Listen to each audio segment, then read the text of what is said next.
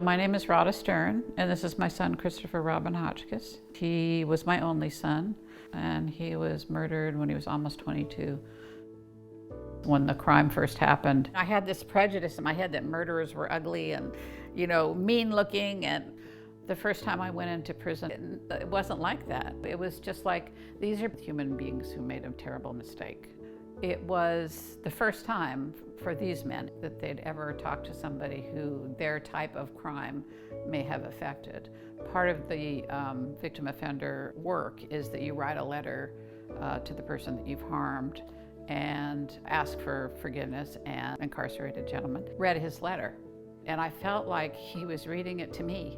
I just started crying. I could see the difference that my sharing and them sharing made. It was pretty magical. The reason I support Uncommon Law's work is because everybody needs some help. You meet men in prison who think bullets flying by their house on a regular basis is normal, that their parents physically abusing them is normal.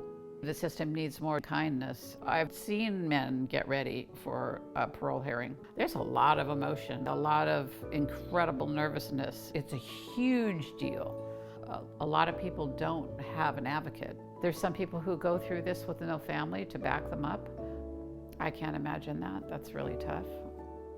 If you ask 100 people what they think about forgiveness, you're going to get 100 different answers. There is groups of people in the victim advocacy, for lack of a better word. And they want you to be angry. They want you to believe in the death penalty. Nobody should ever get out ever. People say to me, well, how could you forgive? I said, for me. People think forgiveness is for the other person, and forgiveness is really for you. I think it all starts there. I owe it to Chris to at least try.